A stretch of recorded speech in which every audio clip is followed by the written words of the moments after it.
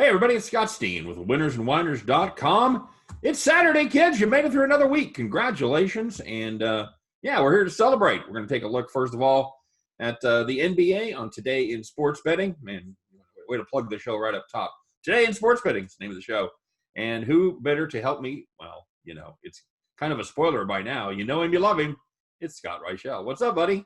Nothing much. Looking forward to going through some NBA. I know we got some MLB coming up later. And we also got, some UFC tonight. So a lot of sports on the card. And I'm looking forward to a pretty entertaining afternoon. It was a pretty entertaining night last night at baseball. We'll talk about that, I guess, on the baseball show. But, yeah. It was a crazy night in hockey. If you potentially some bad beats if you had Columbus or Minnesota. Columbus being arguably the worst NHL beat of the year. But we got ourselves a Game 5 coming up. So three goals in 3.5 minutes, and then hit the game winner, right? Columbus was 3.5 minutes away with a 3-goal cushion of moving on to the next round. And Toronto just decided, it'd be funny if we just forced a Game 5. So they ended up scoring 4 goals, and they won. So now we have ourselves a Game 5 in hockey. I was hoping it was going to be 2. I stayed up to watch the overtime of the Wild Canucks game. I saw it was going to overtime roughly 1:30 in the morning. Turn it on, Wild give up a goal in 11 seconds. So I stayed through about a 20-minute intermission for 11 seconds of overtime hockey. And, Minnesota's going home. So well done. I don't think we've heard that before. But, we got ourselves a Game 5 coming up between Toronto and Columbus, and I believe tomorrow. And then it should be entertaining. And you always hear people ask, like, well, what would that have paid in game if you were down 3-0? The answer is it would have paid nothing. That game was off the board. There was no live line on a 3-0 game with 3.5 minutes left. That would be probably not. They might have put it on maybe after they scored the first goal. Maybe. You're probably looking at 12-15 to 1. Yeah. Those dudes. Most of the time they shut that down. They shut it down. So yeah, potentially, but as they scored 2 goals in 40-something seconds, so maybe they could have put it back on. Yeah, maybe I would say down 3-2, maybe. 3-0. They know that nobody's basically touching that game, and if they do, long term, they wouldn't even let you bet the Maple Leafs money line at that point. It's just Columbus or pass. Right, you would have had to take a spin on a number that would have been in no way reflective of the actual value of that bet. Correct.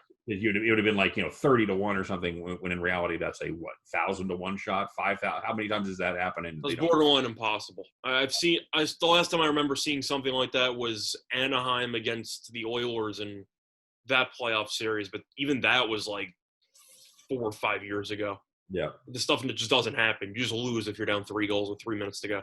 Crazy stuff. And we were talking off air. My son is a hockey bettor, and he had the under as the second leg of his parlay in the Blackhawks game, and they were down 2-1. I turned it on. I'm rooting for Chicago because, I have a Blackhawks Stanley Cup ticket in my pocket.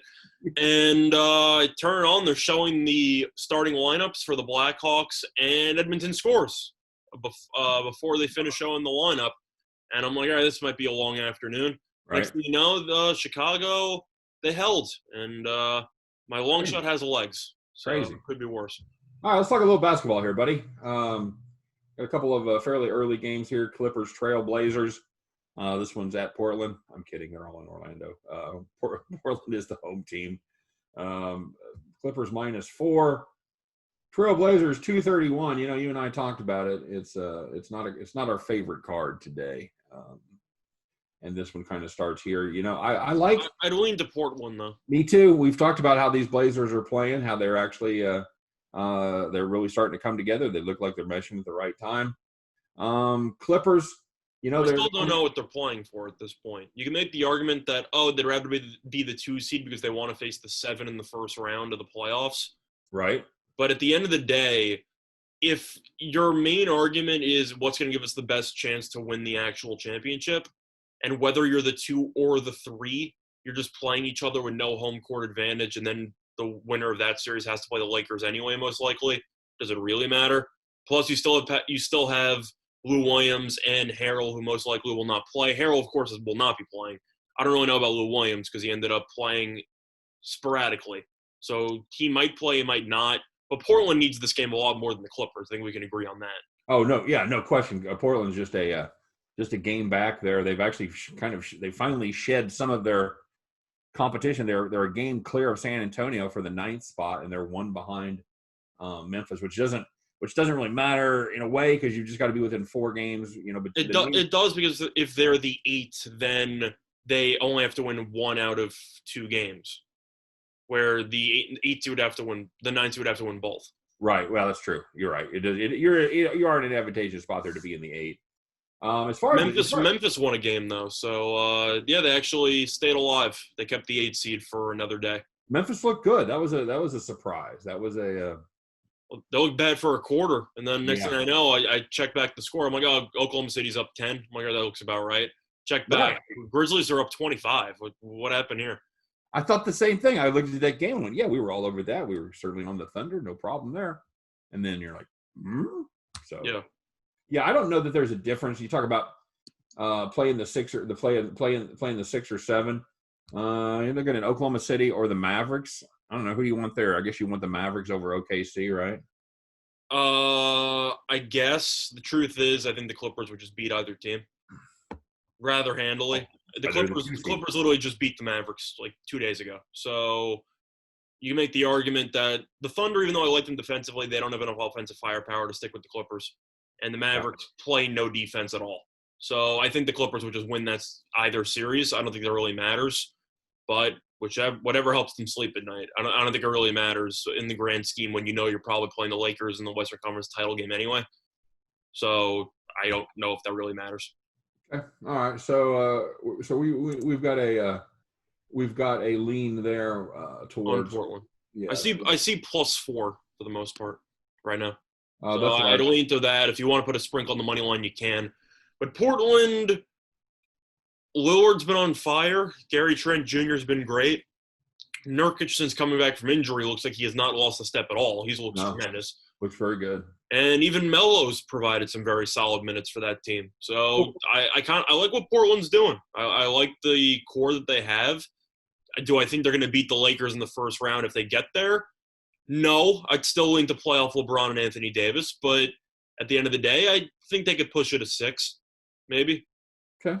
I'm assuming you agree with that. I'm not going to come out. I do. You remember Portland's run last year? They had a heck of a run last year that kind of came out of nowhere. So they certainly know how to do it this time of year. I like that squad. I think they're playing.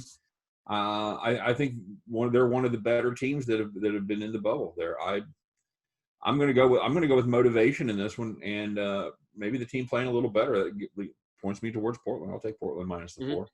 I agree. All right. Here's a couple teams that have been kind of hard to figure. The Jazz and the Nuggets. Nuggets are a 1.5 point favorite right here. 221 is the total. Well, I don't know. It's a. I'll go Nuggets. I'll let you go first. You like the Nuggets there? I'm gonna go Nuggets at 1.5. I know that the Jazz ended up benching basically all their starters yesterday. Right. But at the end of the day, if you bench your starters, that just means you're simply letting your bench unit go roughly 30-something minutes, and now your bench is going to be exhausted against a deep team like Denver. I know that Mitchell and everybody should be rested. I get that. But at the end of the day, if the people, your 6th man, 7th man off the bench, played 30-something minutes yesterday, they're going to be a little bit gassed. And based on how Denver has the length with Jokic and the emergence of Michael Porter Jr., your favorite player, then I think that Denver, posed a little bit of a matchup problem for Utah because they have so much length. And I know Jamal Murray and some other people still might not be playing. I'm pretty sure Millsap's going to be out for this game for Denver. But I don't really know if that matters because I think Denver offensively has significantly more firepower than Utah. And Utah's offense looked like a disaster. So for that reason, I'll lean to Denver. All right. Yeah, the only thing I worry about is Denver is just inconsistent. They're very inconsistent, but I don't think Utah is the model of consistency either. No, you got 2 freaky teams here. I'll take the team that's probably better to start with, which is the Denver Nuggets. Yeah, I'll go ahead and I'll go ahead and lay the short number. I think that's the smart play. Now you could end up losing by 20 in this game. You could, but I think you'll agree that even if the starters don't play, the bench unit should probably be exhausted for Utah if none of them got a rest. You're looking at Clarkson, some other guys who played 25 plus minutes. They They worked their ass off to win that bet for me. They really did. I'm sure I know they did. And we both talked about it. There was some value on Utah yesterday. But Yeah. it's a fact that if the bench unit's going to be playing minutes they're not expected to play, I'm assuming they're going to be exhausted the following day. Although, come on, they're young men in the peak shape of their lives, and they don't play very often. You can make that argument, and then watch how the Kings played yesterday to ruin my play of the day. I mean, they score 140 the day before. They play the second night of a back-to-back, and they can't guard anybody on the Nets. You're right. Okay. So point taken. some of it's mental. Oh, I'm sure it is. So you look up at the scoreboard, you're down 10, and you just say, I kind of want some room service right about now, and they start just you mentally check out of the game. But all right. So what if let's talk about this Lakers Pacers. Yeah, are the Lakers going to show up? Are they back? Have they gotten it out of their system? The truth is that even though I like the way Indiana's been playing in the bubble, I actually think they will show up for this game. The worst thing that the Lakers can do is enter into the playoffs as the 1 seed in the middle of a decent losing streak. Yeah, agreed. You need to go with some form of confidence to go into. Do you really need it? No, but I think for team morale, it looks a lot better when you say, we won this game, finished the year, we're good, as opposed to, wow, we really got destroyed by the Thunder, the Rockets, the Pacers, and now we are the 1 seed and we're expected to win the championship. I feel like you kind of need one. I don't want to say a circle the wagons game, but I think you need one game just to build some confidence moving forward. And I expect after getting embarrassed against Houston and Oklahoma City, you kind of need something. So I wouldn't be surprised to see the Lakers give LeBron and Davis, I'd say, 30 minutes just to tell them. I think show them who's boss kind of thing. It was weird. It was weird how they did that, where they made LeBron and Davis play against OKC. I'm shocked Davis played against Houston. Yeah, me too, because they gave LeBron the night off, and then in the second game they gave LeBron the night off against Houston. Yeah. So I'm with you, and Davis played 30 minutes in that one. So I was surprised at that as well. I'm with you. I think the vacation week is over for the Lakers. I think they pick it back up. You and I have been pretty high on this Indiana team. They've done some good things, played well in the bubble, had a couple of big wins there. But I think that party's over. I'm going to. I think it also depends on what LeBron shows up. LeBron this year, whether people want to admit it or not, has been extremely passive at times. And it seems like he chooses to get his teammates more involved, which is why he's leading his team in assists, instead of just doing what he normally does, which is driving to the rim because he's basically a truck and nobody can stop him. And I feel like if the Lakers are going to be more successful, I don't want to say you should ball hog, but when you're given Danny Green and Dion Waiters and Caruso and your teammates who go 2 for 19 from 3 in your last game, maybe you should, shoot the ball a little bit more. Right. I feel like that's how they're going to actually make a run. They're going to need LeBron to get to the foul line like he used to back in the day. Well, and I've been curious to see what LeBron will show up for the playoffs, or whether it will be the but assist LeBron, or it'll be. Have you noticed that also? Because I keep watching the Laker games, and LeBron actually just bothers me with the style of play. Well, he's not aggressive enough. Yeah, you just see his assist numbers, and you know what's going on. So. Mm-hmm.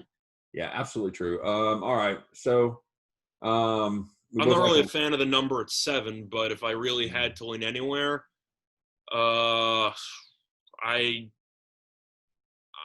guess I'd lean to the Lakers. Like it's really not a great spot. I think I would take Lakers first half. Okay. Just because I still think there is maybe a chance that the Lakers rest LeBron and Anthony Davis late in the fourth or even the third. If they play well for a half, just to show, okay, you guys still look sharp, it's fine. But first half, I think the Lakers can get off to a fast start before potentially taking their foot off the gas in the second half. 4 points for first half minus. That's not bad. The question is I'd of course wait until you find out if LeBron and Davis are playing for this type of matchup. But I think you'll agree with me that this could be a spot where the Lakers try for a half, look pretty good, and they decide, all right, let's take the dogs off. No, I think they put the pedal down for the whole. I think they will too, but until you actually see Vogel do that, I don't want to assume as much. But I think they'll play on the first half, guaranteed. I think if you play the Lakers -7, you almost have to play the over 219 too. I was thinking about the over 219 as well, but yeah, I think that I'll probably lean first half -4 if I had to lean anywhere, but I'm not going to play that game. Okay. Here's my favorite matchup: the Suns and the Heat. Just because of it's going to be hot, and it's in Orlando. Exactly, it's going to be hot. Thank you. Suns kind of a surprising favorite here, Scott. -1.5. 225 is the number. Well, they're the only undefeated team left in the bubble, so they're kind of riding high right now. And I like this team. I'm happy that they're actually playing well. But if I had to lean on who I think is going to win this game, I mean, it's Miami in the over, right? It seems like a trap to me. It really does. It is a trap, but I'm assuming if you had to play it, you're probably leaning Miami in the over. Yes. I would certainly lean Miami first, and then the over. Yes, yeah. I'd not put them on equal footing, but I do think that number is low as well, and the number reflects the way that Phoenix has been playing. It's Miami plays their Booker's game. Been great. Ayton's been great. Their team's played really well, but the question I have is, in a matchup between Ayton and Adebayo, I'm assuming we both agree Adebayo's, I don't want to say the significantly better big man, but he's got some room between him and Ayton. Yeah, absolutely. And the Suns, they have a couple of good pieces. Booker, of course, very solid player. Miami is just so deep. I just don't think Phoenix's bench can match up to Miami's shooting off the bench. So if I had to lean anywhere, assuming Butler and Dragic do play, of course, because they didn't play in the game against Milwaukee, I'm going to lean to Miami, and I'll lean to the over. Yeah, I'm with you. Phoenix team is still not playing a lot of great defense, and they are scoring well. They are scoring a ton of points. It's a shame they're so close to going undefeated in the bubble, and they're still not going to make the playoffs. But good for them. Too many teams between them, bud. Yep, I'm just saying, good for them. They showed up, and maybe they can build on that next year. Agreed. I really like Miami there. I think of all the games, I probably think that's my favorite. And again, I worry about taking it because it looked like a sucker line. Yeah, I think my favorite would be the over because I just think both teams are just going to go bombs away from the 3-point line. Yeah, fair enough. Okay, so let's finish it up here. This is kind of, I guess, if there's a best game of the day, maybe. It's the primetime game of the day. Decent games, yeah. Bucks and Mavs. Bucks -5.5. 232.5 is your total there. I feel like first of all, the line I find very fascinating because I'm pretty sure the line opened up at around 9, and now it got moved to 5.5. I'm pretty sure it opened up at 9. So at least in one book or two. Right. So I guess one or two books had this line completely mispriced because it's at 5.5 right now, and I believe it opened up at 9 at 4 in the morning. You trust this Bucks team, man? No, but I don't trust this Mavericks team more. Fair enough. Yeah. The issue that I have is that Milwaukee woke up in the second half against Miami, but with Butler and Dragic not playing, they completely sleepwalked. It's not slept to walk. Sleepwalked. They sleepwalked. They sleepwalked through the first half of that game. Yeah. We're outscoring Miami by 30-something in the second half. Right. I don't like Milwaukee to come out the East, and nothing that they've shown me in the bubble makes me believe that this team has another gear. I know that in the regular season they're really good, but there's something about this team that's off. And I don't think the Mavericks are the team to expose that, though, because defensively they're terrible. Yeah. And besides Doncic and Porzingis, I have no idea who's going to take shots for them. You have Tim Hardaway Jr., who thinks he's a phenomenal player, but he's not. Seth Curry, who might not play in this game. Right, he's been banged up. He's been banged up in the bubble. You got Kleber, who's pretty good, but he can't create his own shot. He just stands there and shoots threes. And the Mavericks play no defense. So if I really had to pick in this game, I'd lean to Milwaukee, but I'm not thrilled about it. No, because they're kind of a team that'll go in the tank on you. They're treading water right now, and it's a matter of Milwaukee. Even though, of course, they're gonna be the 1 seed in the East and all that other stuff. Everyone knows that, but I think you'll agree with me. They've been one of the most underwhelming teams in the bubble, not even just from record-wise, but just the fact that they have not taken care of business handily under any circumstance. It's been weird. A lot of these teams have been playing furious, very good basketball, and then the 2 1 seeds have been playing. They show up sometimes, and then sometimes they act like they don't want to be there. Yeah, well, the Lakers don't surprise me because they had to make some acquisitions because some people opted out. So you're losing Avery Bradley, you're losing Rondo for injury. So it's not fully the same team.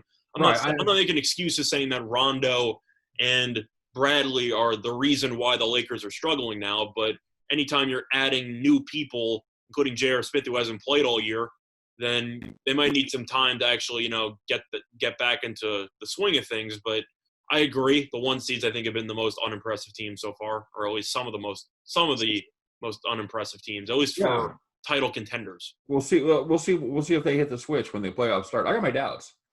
I have more doubts about the Lakers than I do about the Bucks. I'm the other way around. I have more doubts about the Bucks. The truth is that I look at this Lakers. I think Toronto team's going back to the finals. I think you might be right on that, or the Celtics. But at the end of the day, I look at the Lakers supporting cast, and I just say to myself, who made this roster? It's a matter – I'm not saying that it's as bad, of course, as LeBron back at Cleveland because he has Anthony Davis, who is a top 5 player in the league, arguably. Right. But you're looking at giving 30-something minutes a game to Danny Green, J.R. Smith, Dion Waiters, and – Dwight off the bench has been okay, but they got Kuzma, Kuzma's very hit or miss. But you got Morris, very hot and cold for me. You got Markieff Morris. This bench is terrible. This bench unit stinks. Like Milwaukee, you can make the argument in the beginning. Well, they didn't have Bledsoe. Well, they didn't have Connaughton, so they were missing some key pieces there to start the bubble. Now they're back, and they still have looked But it's just a matter of, do you trust either one seed? And as of right now, I don't think either one seed is the best team in their respective conferences. No, agreed. You know what? We'll have plenty of time to talk about that as the playoffs get rolling. But I'm leaning to Milwaukee -5.5 in this game. Yeah, I don't know how you do. I'm not going to play it, but if I had to lean anywhere, I'd lean to Milwaukee. I've liked this Mavs team a lot of times throughout the year, but you can't guard anybody. No, they're just awful defense. Okay, so all right, let's go back through here. You and I both we like the Blazers -4. I see Portland +4, Denver -1.5. I like Lakers. Portland -4, buddy. Sorry, Portland -4. Sorry. That'd have been nice, but yeah. Yeah, Portland -4, Denver -1.5. I like Lakers first half. You said full game. Yeah, I take full game. Then Miami and the over. Dog. Yeah, everything else is chalky, right? I guess we're leaning chalky with the only underdog being Miami. Although it is small chalk, so it's not, you're not taking your 12-point favorites out there. But the truth is, I might not play anything in the NBA today. I really am not a fan of any of these matchups. No, that's why I did my first play of the day on baseball for about a week and a half because I just didn't like any of these games. There you go. All right, bud. Well, that's our NBA show. We're kind of underwhelming today. I feel like this show is kind of like the card. It's kind of like, well, that's some really interesting means from those guys. Thanks a lot. Yeah, but it's there. It is what it is, man. The card is what it is, and you play with you go to war with the card you got, not the card you'll want. All right, that's probably before your time. But anyway, hey, that's a show, everybody. That's our NBA show for today. For today, it's sports betting. For myself, for Scott Reichel, for all of us over here at winnersandwhiners.com. Hey, man, don't forget to check out winnersandwhiners.com. I know our handicappers, they've got their own opinions on this game, so check those out as well. And keep watching. Just click on the next video because it's going to be our MLB. And, it's going to be in 3, 2, 1. We'll see you later. Bye-bye.